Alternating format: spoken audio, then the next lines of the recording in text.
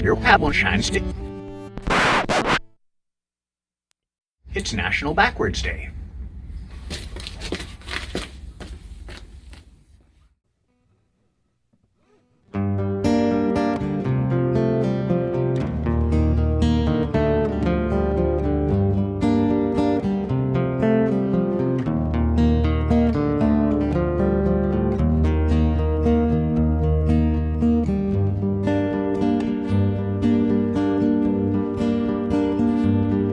It was round and about last Martinmas tide,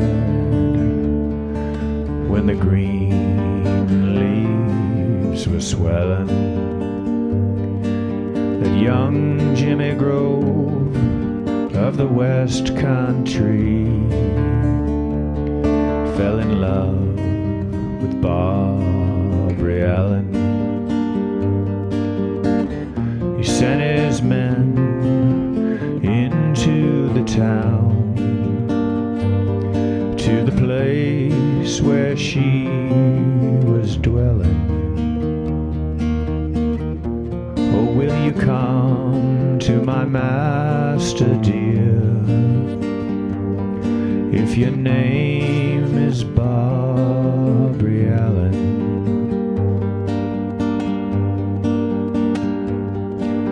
And slowly, slowly got she up, and slowly came she nigh him. And all she said when there she came, young man, I think you're dying. Oh, yes, I'm sick, I'm very sick. Indeed, I think I'm dying. But a word from you would revive me again. Oh, lovely Barbary Allen.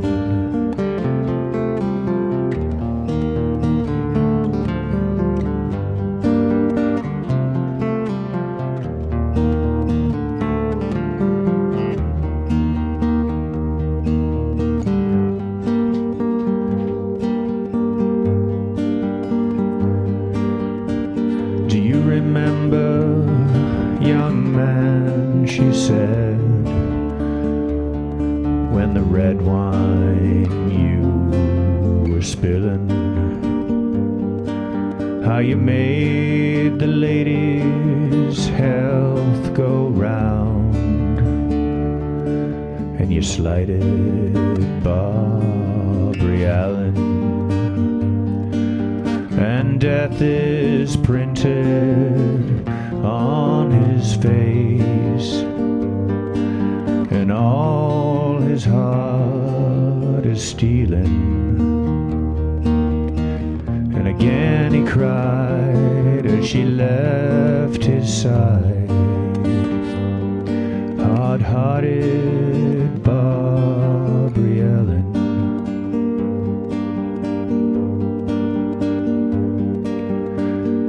And she was going over the field. She heard the death bells tolling, and every sound that the death bell gave, hard-hearted Barbary Allen. Oh, mother, mother, make my bed, make it soft and make it narrow.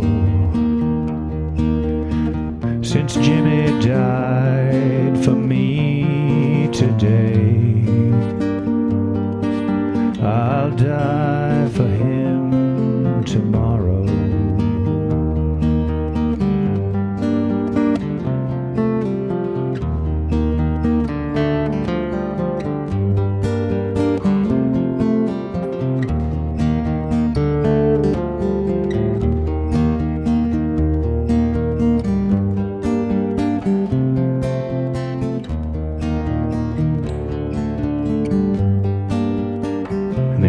Jimmy in the old churchyard. And they buried Barbara in the new one.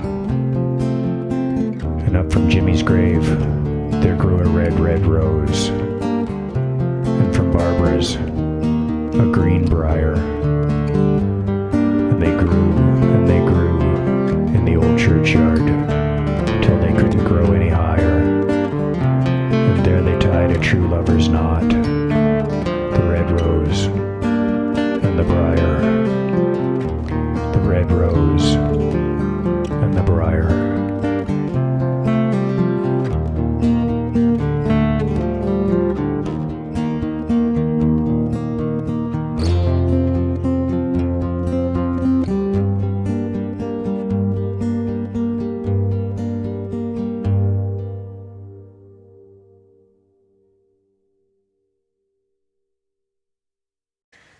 It's episode 44, and why do I feel weird?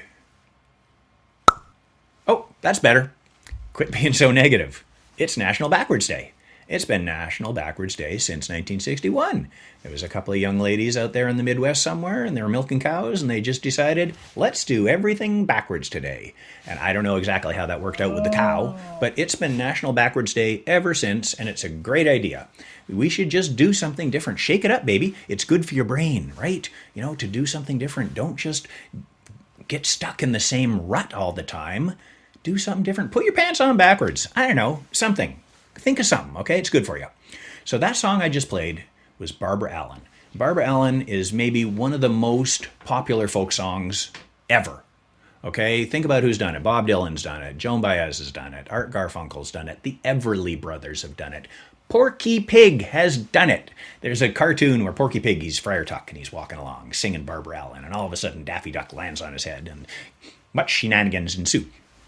It's in that movie, A Christmas Carol, with Alistair Sims from 51. Remember when Scrooge repents and he decides that, you know, he's got to do some good deeds, and he's buying a turkey and all that shit, and he goes to Bob Cratchit's house, knocks on the door, they let him in, and he could hear in the next room the whole Cratchit family are singing a song. And the song they're singing is Barbara Allen. And it's the same freaking song I just did. So this was a song that was well known, okay? People knew this song. And, you know, the ethnomusicologists. Quack. Quack. I don't know what's going on there, but it's backwards day. Okay, we'll get used to it, okay? So there's this one ethnomusicologist guy, Bertrand Bronson. He lists Barbara Allen as one of the 7 most popular ballads in the entire world. Not just in the English-speaking world, in the entire freaking world. So there are literally hundreds of versions of it. So it started off probably in Scotland. It was very popular all throughout England and Ireland, and it made the trip across the pond to the United States, or even before they were the United States, right? So there's this guy back in 1666, Samuel Pepys. I always thought his name was Pepys. It's spelled P-E-P-Y-S, you know? Remember, you'd see him in the newspaper. So he was usually right there by the funny pages. So Samuel Pepys was a guy who kept a diary every day of his damn life. And they used to put, like, what happened today in 1666 that Samuel Pepys wrote down. So one day in 1666, which seems like an ominous year, he's at a party with a bunch of charming people, and there's this actress there called Miss Knipp. And I think Mr. Pepys has the hots for Miss Knipp, and she's singing a song, and he writes it down in his diary that it was the most lovely thing. She sang the song Barbara Allen. So that was 1666. It was already a well-known song. Later on in 1766, some other dudes writing, the common people in England, you know, they had a pretty hard lot, but when they knock off at the end of the day, they often got together and they'd sing some songs. And one of the most popular songs they would sing was The Cruelty of Barbara Allen. And he also mentions that, you know, it is the most beautiful thing to hear. Like he said, when I heard my dairymaid singing that song, it was better than any professional musician. It was the best music you could possibly hear. So I think maybe he had the hots for his dairymaid. Anyway, be that as it may. So anyway, this song it's got legs. It went across to Virginia and the Carolinas and Arkansas, hundreds of versions all over there, and it's really the basis of modern bluegrass music. You know, all these songs, but guys like Bill Monroe and all those original bluegrass guys, they could sing these songs at a drop of a hat. They knew all the words, and like I said, it's the backbone of modern bluegrass music. These old ballads. It's actually child ballad number 84. Remember, I told you how the child ballads work last week, and now you know. So it's number 84, and old Francis Child, he naturally got all the different versions of it that he knew about, and he said that basically they fall into 2 or 3 different categories, and some of them start, it was in Martinmas time, and some of them start, it was in Scarlet Town, where I was born. Bob Dylan does the Scarlet Town one. He actually then went on and wrote a whole song about Scarlet Town, so he just went to town on Scarlet Town. Anyway, it's, Martinmas would be later in the year, so in November. But it's one of those quarters. They used to divide the year into quarters: Candlemas, Whitsunday, Lammas, and Martinmas. So there you go. Now you know something. Anyway, so it's there's even a cowboy version. Okay, so there's a version that went west. Apparently, every wagon train that went across the Great Prairies, they were singing Barbara Allen. And there's a couple cowboy versions. There's one that says, "Near Medicine Bow, where I was born, there was a fair maid dwellin', made all the boys ride saddle sore, and her name was Barbara Allen." So, they adapt it to local conditions. But, basically it's a song of doomed love, right? And, how country and western is that, So what happens in the song? So first off, it kind of establishes, time of the year, where you're at, the green leaves are swelling, and it tells you that the young man has fallen in love with Barbara Allen. So the young man's name changes in a different version of the song. The one I just did, he's Jimmy Grove. Okay, I like Jimmy. Okay, so that's who I'm going with. So Jimmy Grove, he sends his men into town to get Barbara. This tells you something already. He's got men. I don't have men. I don't have minions. If I fell in love with Barbara Allen, I'd have to go my frickin' self. But not young Jimmy Grove. He sent his men, and they go down there, and they basically beg Barbara Allen to come over and see Jimmy. Now, you can already tell something's wrong, because Barbara's not just hopping up and running down the road to see Jimmy. She's going slowly. She's going slowly and taking her time. And finally, she shows up at his bedside. And all she does is she looks at him and says, "Jimmy, you're dying." And apparently this is accurate, because Jimmy says, "Yeah, I'm sick. I'm really sick. In fact, I'm probably dying. But maybe just a little bit of your love would revive me." And Barbara Allen, she casts her mind back to recent events. And when Jimmy was down a pub, and he was in his cups, and he was flirting with all the ladies in the pub, and he was toasting to their health, and he didn't toast to her health. So she's pissed. So basically, she's not too sympathetic to young Jimmy's problems, and basically she says, "Okay, yeah, good luck with that," and she leaves. And as she's walking away, Jimmy's going, "Oh, hard-hearted Barbara Allen." Okay. Now, apparently things are moving pretty fast in this song, because before you know it, Jimmy's dead. She's just walking home, and she hears the death bells tolling. And every time it tolls, she just remembers the last thing he said, "Hard-hearted Barbara Allen." Oh my God, this is bad. So she's having second thoughts about being a little harsh with him. Anyway, she goes home, tells her mom, "Okay, Jimmy died. I'm pretty much going to have to die now too." And she does. So final scene, they bury them close by, sometimes side by side, sometimes just, here and there. And from Jimmy's heart, in his grave, a rose bush blooms. And it starts going up towards the sun. And out of Barbara Allen's heart, a briar goes up and grows from her grave. And the two vines, they grow up the side of the church, and at the top they make a little knot, an eternal knot of love. So they're united in death. Holy smokes, is that the greatest country and western song you have ever frickin' heard?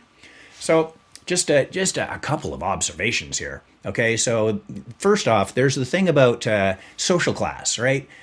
Jimmy is obviously, he's got men, right? Barbara Allen is just a regular lady. And so there's kind of this power imbalance, right? So that's something to consider. The other thing is, why is she so damn mean? Well, think about this. So he's toasting all the ladies down a pub, and she's pissed that he didn't toast her. Now, why would she be so pissed unless they were already in love? So Jimmy is already, I figure, is already together with her, and then he just ignores her. Now that is going to piss off your lady friend. I guarantee it, okay?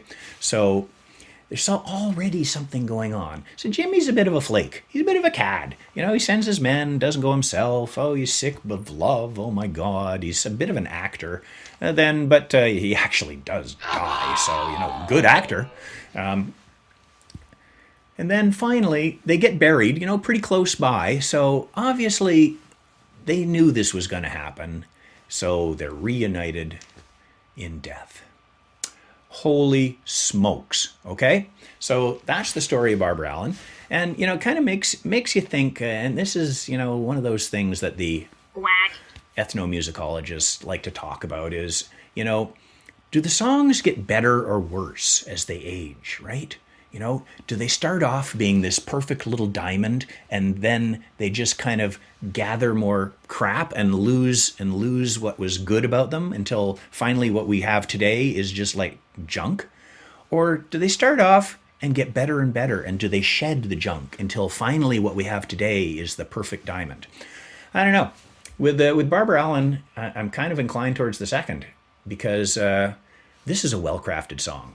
This is a song where even though there's hundreds of versions, they all kind of maintain the same story, right? So it's like if you're building a shed out of, you know, some old drywall and some pieces of wood you found around, and then you want to move that shed to, you know, across the ocean, chances are it's not going to make it. This is a well-built house, this song. It went across the ocean, and it's pretty much the same. So it's doing good. So we might even ask the same thing about ourselves. You know, did we start off as junk, and are we becoming like fine, crazy diamonds? The answer to that is yes, people. We are. So shine on, you crazy diamonds. We're going to go on to the first part of the show last. Happy Backwards Day.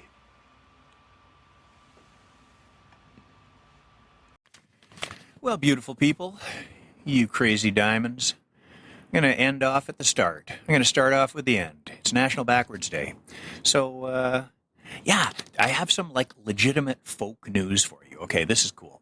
Okay, so I don't know if you heard about this. So there's this big scandal in the investment industry, right? So there's these big billionaire hedge fund fucking assholes who were they were looking at this one stock for this little store, game store, okay, and they figured it was going down, so they bet against it. So they were going to make billions of dollars if it went down.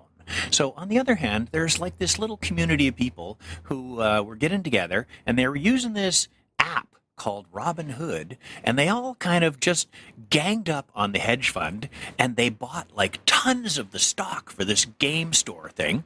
And you got to see the chart. It's like game store. It's like its stocks are going bad, bad, bad, bad, bad, bad, bad, bad, boom, and all of a sudden, game store stocks are worth like 20 times what they were yesterday. The hedge fund fucking billionaire assholes lost billions of dollars. It makes me so fucking happy. Okay, so here's where the folk part comes in, okay? So the little app that they were using was called Robinhood, and the Robinhood folks, they clamped down and they stopped the regular folks from buying this game store stocks. And so people are all pissed off. And what happens is they're all Googling Robinhood, and they end up at the actual Robinhood Society in England, which is actually just a society which is dedicated to, like, studying Robinhood, and they're all for, you know, stealing from the rich and giving to the poor, which is exactly what happened. So the Robinhood people at the actual Robinhood Society had to put out a little disclaimer going, you know, I'm not exactly sure why you're here, but if you're interested in Robinhood and you're into stealing from the rich and giving to the poor, well, then welcome. All right, so here's a little cool folk rock news for you. Other than that, it's Tommy Ramone's birthday today, And happy birthday, Tommy Ramone. I don't know if you remember, I did a song, a Tommy Ramone song on Chris Houston's, one of his last albums called Mean to Me. And Laurie Yates is on it, Basil, and Cleve Anderson, and a whole bunch of really great players. And it's a great song. So here's more news, is that Chris Houston has another new album. He is like the hardest working man in rock and roll during the pandemic, okay? So he's got a new album. It's called... Pandemic Psychotic Freakout, and it's got this amazing song on it called Full Moon. So I recommend that you just look that up in Spotify. Full Moon by Chris Houston. It's one of the last things that Michael Fonfara did, one of his last recordings, and it's got Danny Weiss on it, who also played with Lou Reed, and it's got me on it. You can barely hear me, but it's cool. I got to tell you, it's a great song. So you should check that out. And other than that, just shine on, you crazy diamonds. It's episode 44. It's cold as hell out. I'm sitting in a pile of snow here, and my ass is getting cold. So you guys, you be good, and you take care of yourselves, and do something backwards today. But, not backward. Don't do anything evil. Do something good backwards, okay? All right. We'll talk to you guys soon. Take care.